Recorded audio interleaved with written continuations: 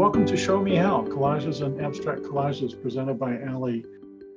We have been writing continuously since March of 2017. We now have over 122,000 volunteer writers just like you.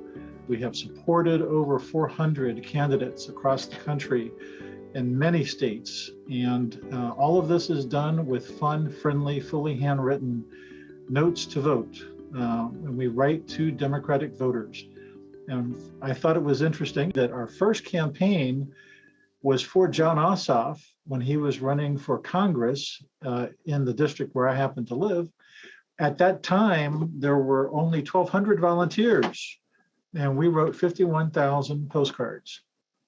Later, when he was in the runoff for the US Senate, we ended up writing 2.1 million postcards for him. And so that just gives you a little bit of a perspective of where we began and where we're at. And it's thanks to you and so many others. And because of your amazing volunteer commitment, we'd like to find some new ways and some different ways to make things more fun for you, those of you who are interested. And that brings us to this first of what we hope will be a series, the concept of which was suggested by someone who wrote with us from that very first campaign. In addition to being a prolific writer of postcards herself, Annie has promoted positive interactions among our creative community for years. She recently became our first co-moderator on the Facebook page. I'm not telling anybody anything new, but her enthusiasm for the limitless creativity of volunteers really is an inspiration to me and to many others. And we're very lucky to have her with us today to introduce our presenter. Annie, take it away. I first thought of asking Allie to teach a class because I was on a Zoom with her every week for about the last year and a half. And she would show us the postcards that she was designing herself. And everything she did, she made look so easy and doable and not at all technically daunting. So I thought she was perfect for us because so many people say to me, oh, I want to make my cards more fun, but I don't have any skills to do that. So I thought Allie was ideal for us. She lives in Oregon, but commutes across to Washington State. If I were to write a dating profile introduction to her, I would say, Allie raises chickens and likes snow on the beach.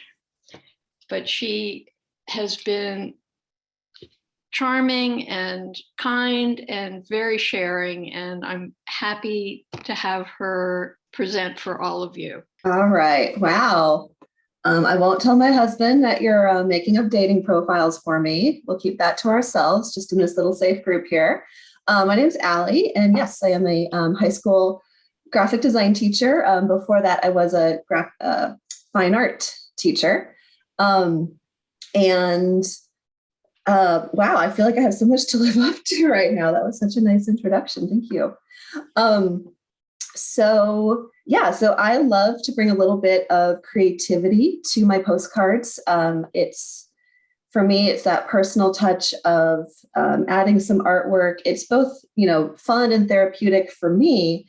It's also, I think, a great way to engage voters and all that.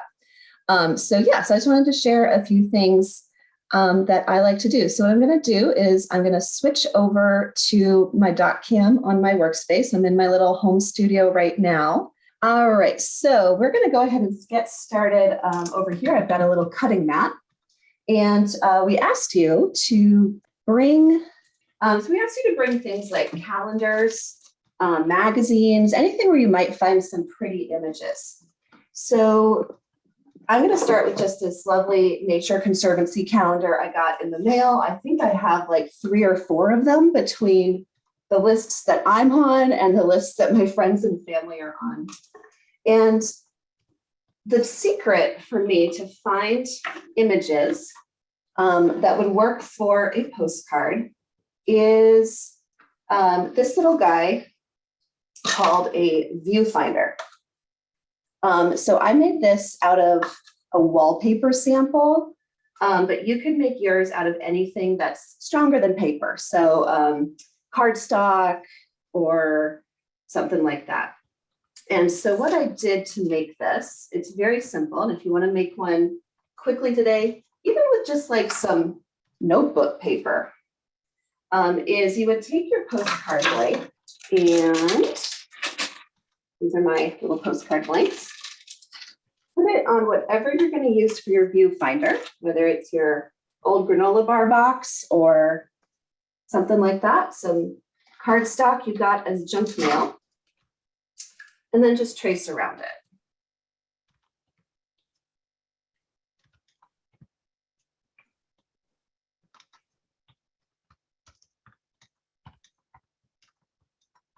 Like that. And then you can grab your ruler and X-Acto knife.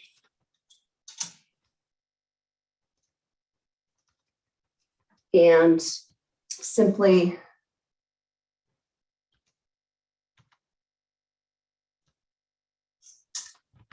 cut along the edges.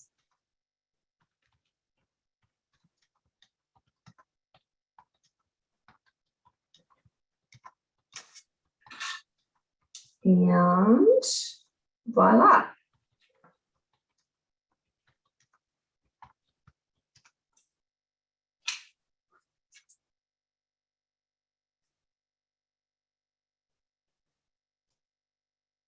All right, so this would be your viewfinder. And then you can, as you're going through your magazines, you can find what would be a good view. Should it be a tall postcard or a wide postcard, and where should it be? While we're talking about kind of previewing a postcard, here's your design tip of the day, and that is something called the rule of thirds, which you may have heard about in photography class. So the rule of thirds means that while a lot of people will instinctively center something, the rule of thirds says that things are actually more visually interesting if the main focal point is actually somewhere on one of these vertices. If you take your size and you draw lines at the thirds, then where these corners meet are actually really great centers of interest. And so, or along the lines as well. So instead of centering my lizard, I could move this here, and then I get a bit more of a dynamic composition. So that's your more advanced design tip of the day. The other benefit of this is now I have lots of room for a slogan. When it's centered, I would have to smoosh the text really close. So if I go rule of thirds, then I get that. Okay, and the reason I always am drawn to like wildlife calendars and stuff is I really think that, you know, people just instinctively like animals in nature. I think that focusing on the natural world is a hint that, you know, voting blue is voting environmental. And anything with eyes catches your eye. So if you have a little slogan as if the animal were saying it, it can be really engaging more than just a bunch of text. Yeah, in my opinion. Some of these are such great photos that they're so big, it doesn't really work for a little postcard. So I'll skip those for another project. Some of them are just a little weird, like this giant whale, very cool. Don't know that your average voter is going to want this guy showing up in their mailbox. So you can just go through. I also love any magazine article or calendar where it tells you what the photo is and where it is. So this is Havasu Falls in Arizona. And so I might save this one for a campaign to Arizona, just as a nod to, again, the importance of local nature and why that state is special and why you should vote to find some good representation for it. So let's go back to Mr. Lizard here. And Then what I do is I just take some tape, which of course I do not have handy at this moment because it was all taken for Christmas. I'll use my usual viewfinder because that one already has tape on it. I like to use painter's tape or masking tape so that it doesn't damage the rest of the paper. And I'm just gonna secure that down.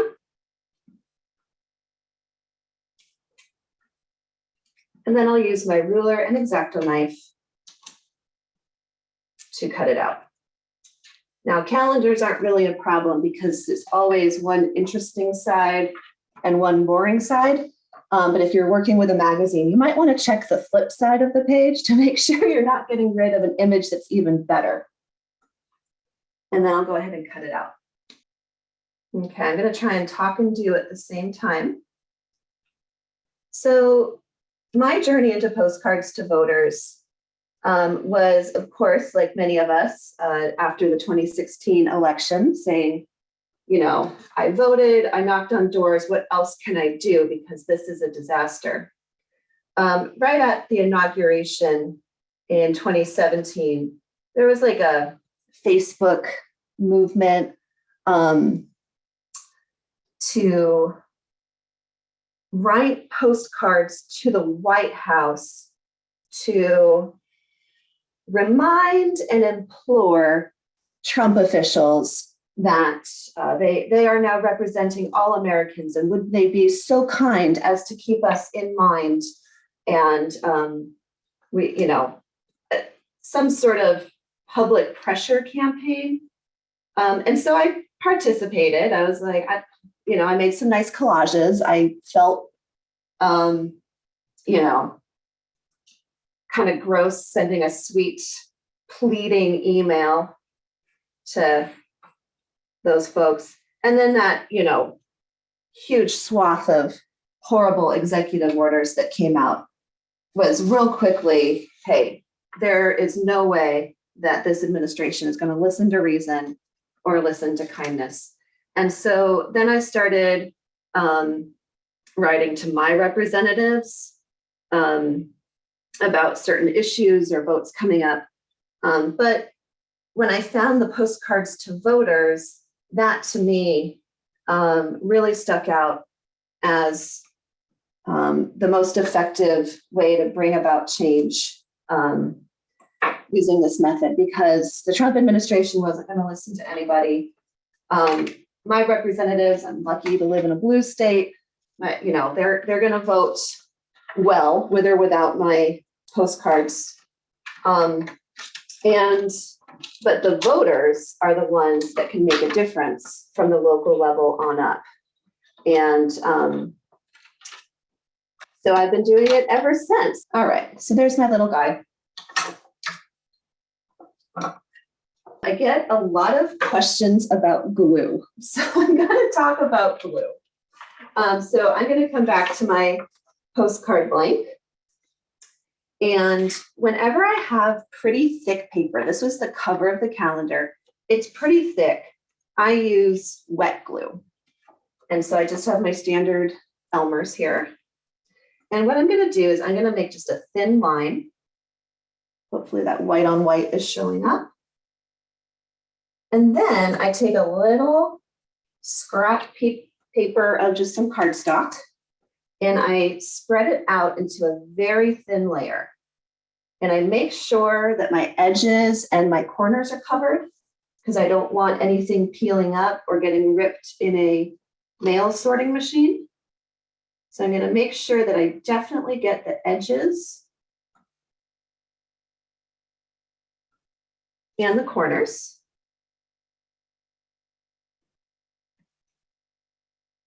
And then I'll get whatever's left in the middle. A little bit there. And then I line it up and stick it down. And my viewfinder did a pretty good job of not only getting me a nice composition, but also getting it to be exactly the right size to fit on that card. Okay. So what I would do with this one is I would immediately put it under some books to dry and all that. So for now, I'm just going to smoosh it here and ask Annie if there's any questions about what we just covered or anything I should review before we move on. Somebody asked if you thought other forms of type or print were better than cursive because many people don't use cursive these days.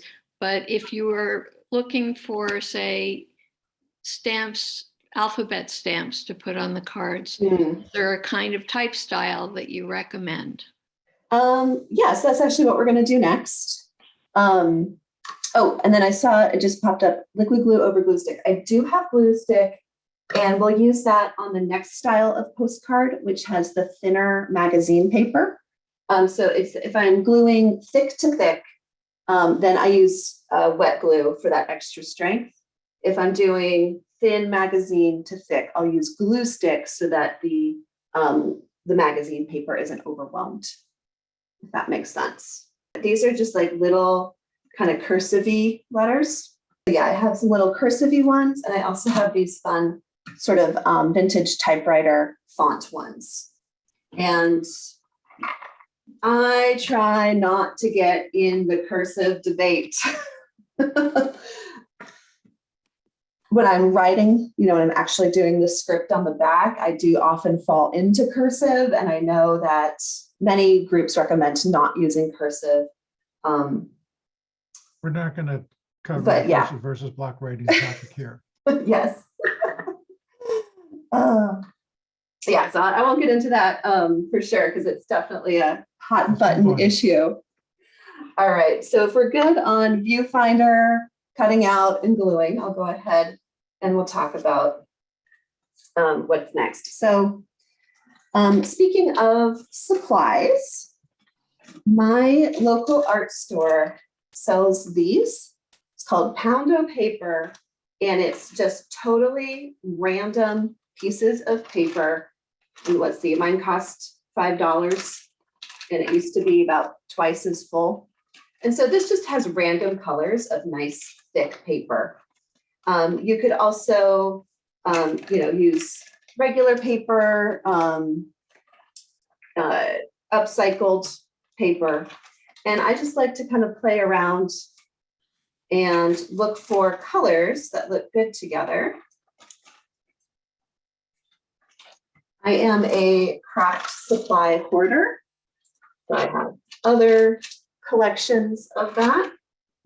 And I also have these. I want a bright tropical color here. Let's use bright yellow. Ordinarily, I would do these steps a couple days, a day apart, so that the base had time to dry. Sometimes I do just stamp right on the postcard. And yes, if I had a glossy calendar or a glossy magazine, I just have to be very careful not to let the stamps, slide around. But I do not use a special one. In this case, I've got just a nice normal cardstock that I'm going to add to this. And so it's really easy to control. All right, so I'm going to pick a slogan. Tony's being very secretive with what we're doing next after Tracy Polson's campaign. So I'm just going to use a generic phrase. So I'm just going to use be a voter. And I'm going to have a little bit of fun with this. So I'm going to, you guys see what I'm doing? I'm going to add some jitter to my letters. So jitter just means that you're kind of twisting the stamp to make it kind of, that wasn't the greatest one, sorry, to make it kind of fun. And I often will match my choice of stamps between the kind of more vintage typewriter versus the calligraphy one. And as well as how I lay out the text. Do I do it nice and even in a row, or do I use the jitter based on the image? I think this is a pretty cute, silly fun. So I'm going to use my fun kind of hip vintage stamps, and I'm going to add this jitter to how I do my text layout.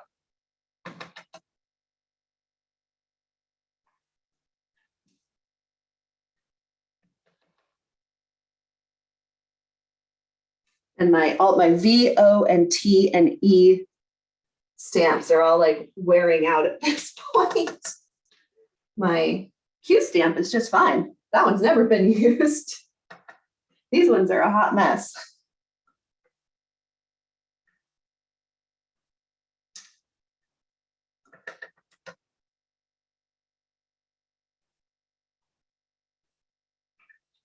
Okay.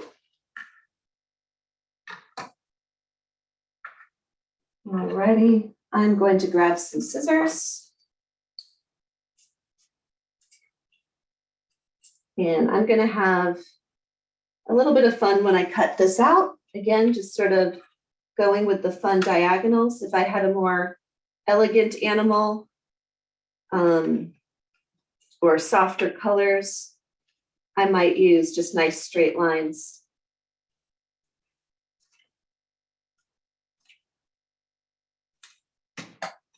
I'm going to use more random, fun.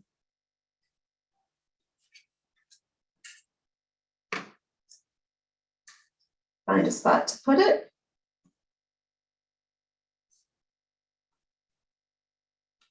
I'm going to put it here so that the line of the lizard, oh, I can't decide. Ah! We'll go top corner. Kind of feels like a speech bubble a little bit. Again, the reason I like animals is that you've got the eyes looking at you, and then you can always be like the little animals talking to you. And sometimes I'll even, instead of cutting out like a placard to hold the text, I'll cut out a white speech bubble and have the animal literally talking to you.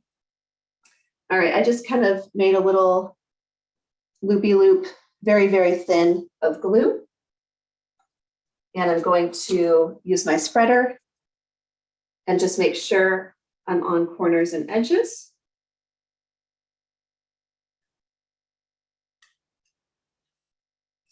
And then I'll put that down.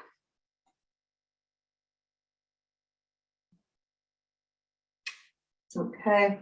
And again, glue stick would be fine. This is a pretty heavy cardstock, and I've already got my glue open, so I'm just going to use Elmer's.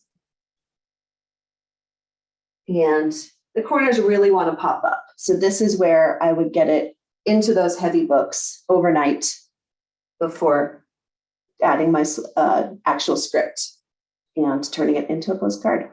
So yeah, so that's how I use calendars and magazines. Again, just flipping through with the viewfinder. And then another tool I have is I have a viewfinder that is half the size. And so with this, I can find those sort of leftover images or smaller images, and I can make a postcard where the animal and the slogan are on the address side, and I have a whole side for writing a longer script.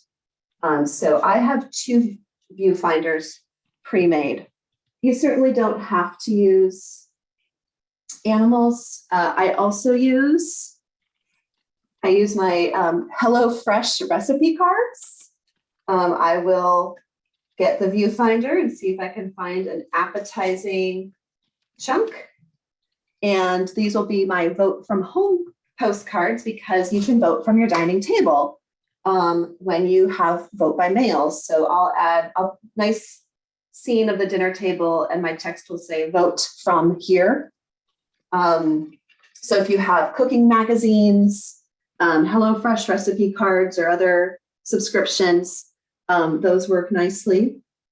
And those are my two main collage things. I did manage to find my local little free library often has magazines in it.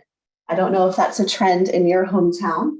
I managed to get some Ranger Rick magazines, which of course have great animal messages. I also found some 10-year-old but perfect condition Martha Stewart magazines. And so I could go through here to find like some beautiful flowers, you know, Let Democracy Bloom. I know many of you post your Floral Friday ones. I could find a nice, first when I could find those like cooking pictures for a vote from home message. And I can also find just beautiful colors and patterns, which is what we're going to talk about next, going abstract.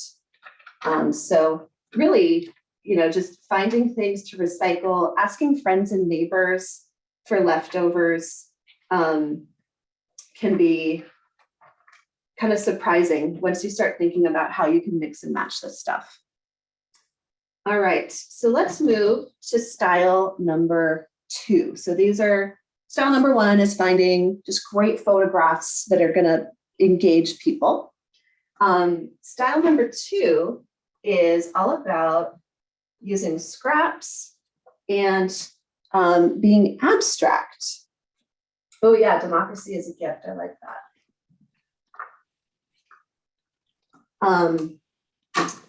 So another thing I like to do is just find shapes and colors and turn those into just lovely compositions.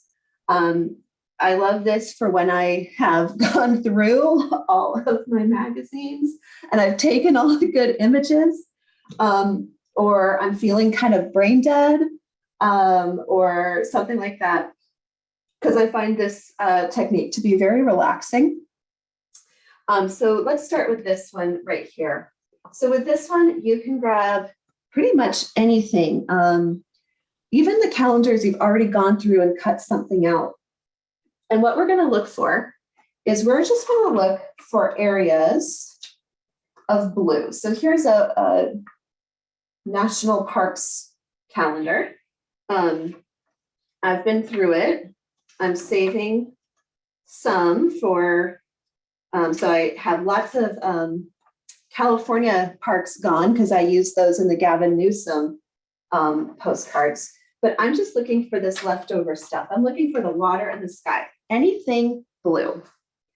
And what I'm going to do is I'm just going to cut out a little rock shape, or a big rock shape, or a medium rock shape. We're going to cut out a bunch of blue rock shapes. And this is fun. You could just draw with the scissors. There is no right or wrong way to do this. And even if you mess up, you can trim it down later. So I'm just going to get this lovely blue texture and make a little egg shape. I'll come over here to the lighter sky. I'll make a little guy, make a little oval. And feel free to follow along on this. So what I'm doing right now is inspired by the work of an artist named Rex Ray. He was passed away a few years ago, a San Francisco-based graphic designer and fine artist. And what he would do is after a day of working on his computer at his graphic design job, he would come home and just cut and paste abstract collages. All right, so there's some from my wildlife calendar. I'll take some from Martha. I'm sure Martha has some beautiful blues in here. Okay. There's, I've glanced and seen some discussion of things like copyright in the chat. And yes, we're not making any money from this. We are artists using, things that are out in the public. But one thing I try and avoid are any like faces of celebrities or models who did not consent to be the poster child for our political outrage. So I'm going to feel free to cut apart this Chico's ad because neither Andy McDowell nor this clothing model are what I need for my postcards to voters. So I'm just going to turn this into a wonky little rock. Okay.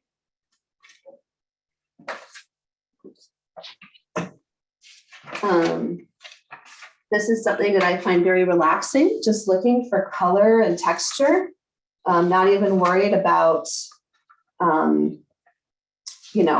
will this animal be appealing? What slogan could I add to this? I'm just looking for pretty blue things, and I'm just cutting out soft, organic shapes. Dorothy does want to know, when you finish a card, do you scan and print it, or do you just make one individually? I send them individually, which is not efficient, but it works for my brain.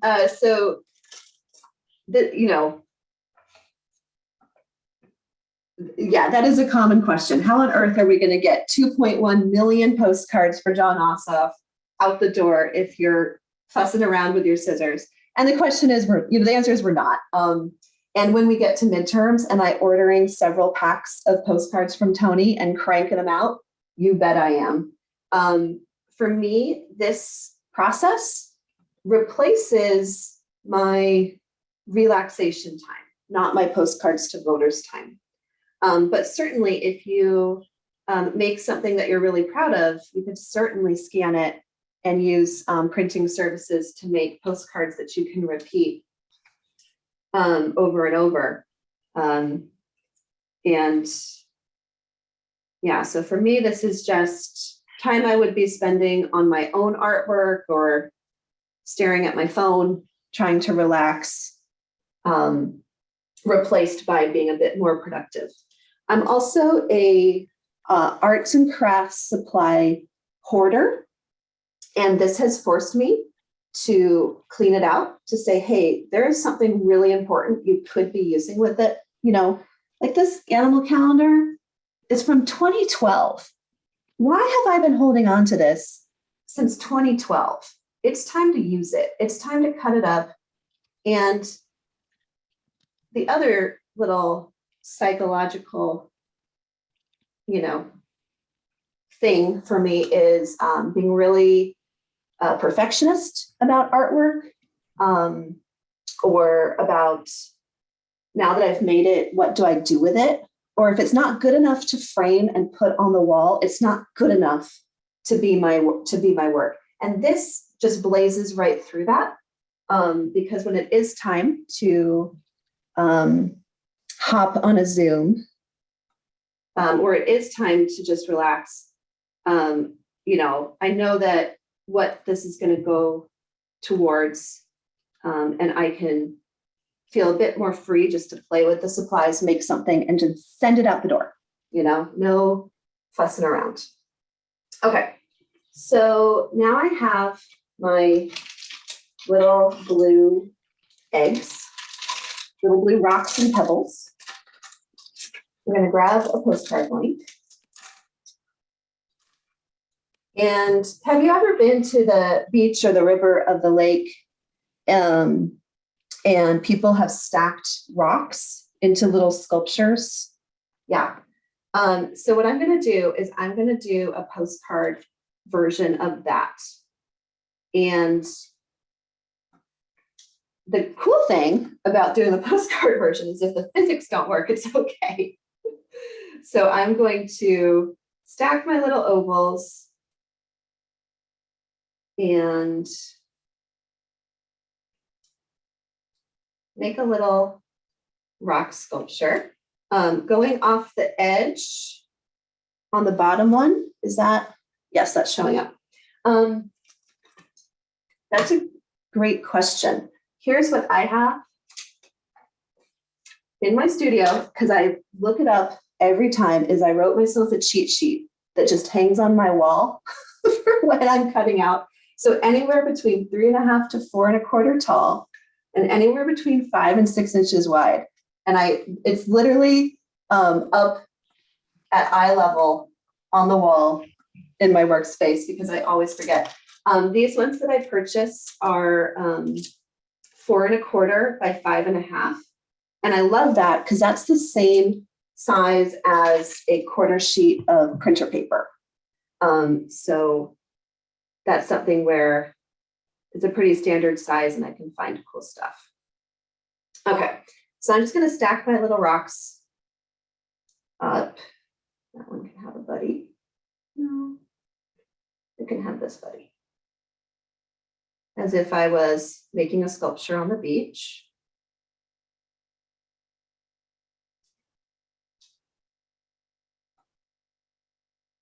Not worried about physics.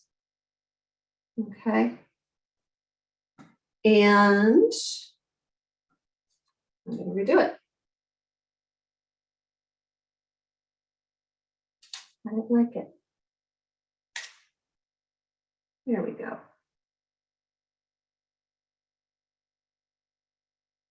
Yeah, that's good. Just like that. And then you'll see this one's a little different. This one I cut out the rock shapes and I cut out little wormies. And so this one I was kind of inspired by pebbles and moving water. But it's not a picture of pebbles and moving water that I had to draw perfectly. It's just the hint of it and little squiggles that I make with the scissors. So playing around with those organic shapes. At this point, since I'm using thin magazine paper, I am going to grab the glue stick and just come in, smear it all over, and start to stick it down. And again, the bottom one, I'm overlapping the edge so that when I do trim it off, it has that kind of grounded feel to it. And then these are just going to go here.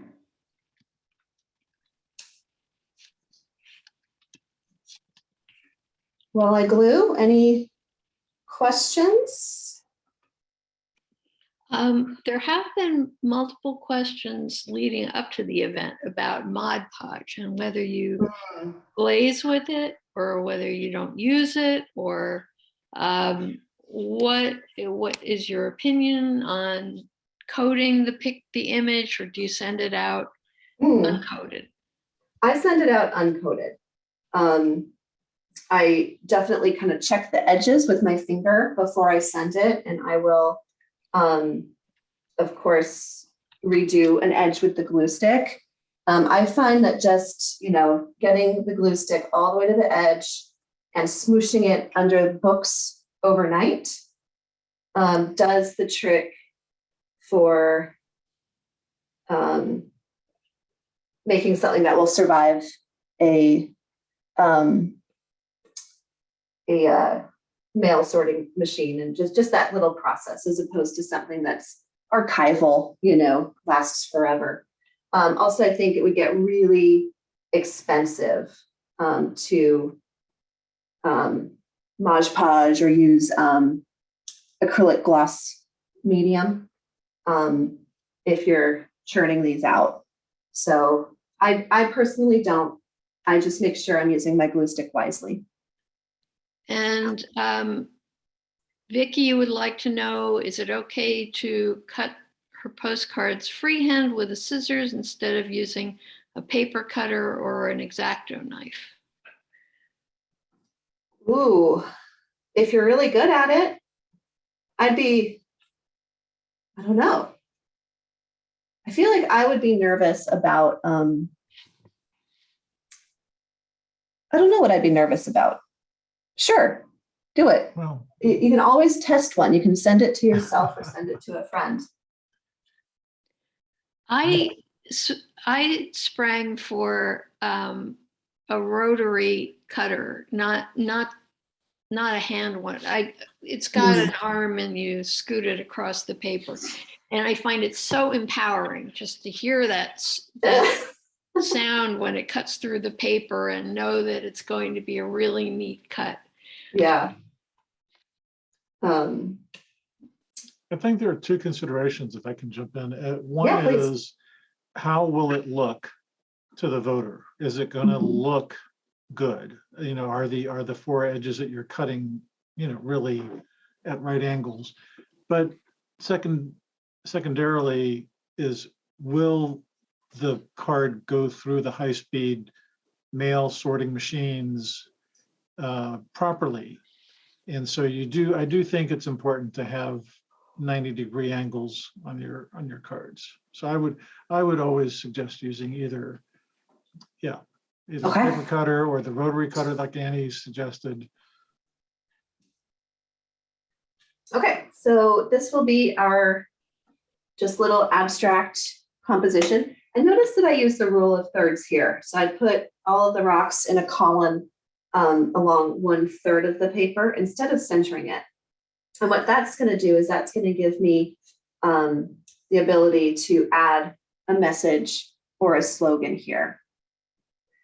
So the reason that I said blue is because we're Democrats. So we are going to vote blue. I'll use my pretty little cursive to go with my pretty little rocks.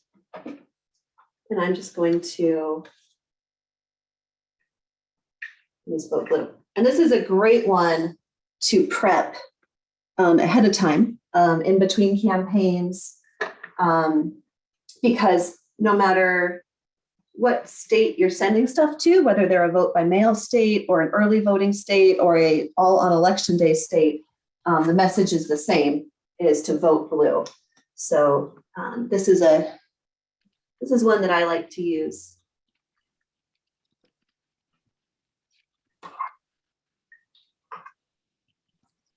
When I'm just prepping cards and not worrying about hitting a deadline for a certain campaign. The cursive stamps slow me down because I have to make all the little tails match up. So you might even see my noggin coming in, like checking the lineup of the letters.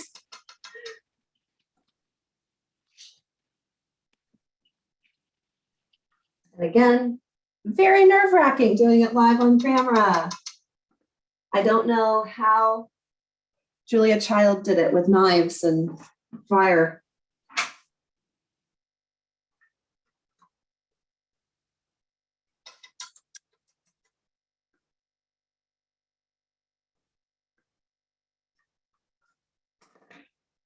So again, that artist I'm being inspired by is named Rex Ray.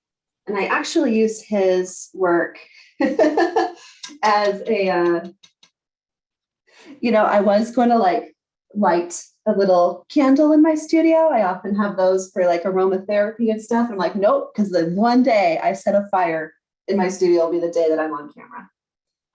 No candle for you. I do a graphic design project with my students based on his work.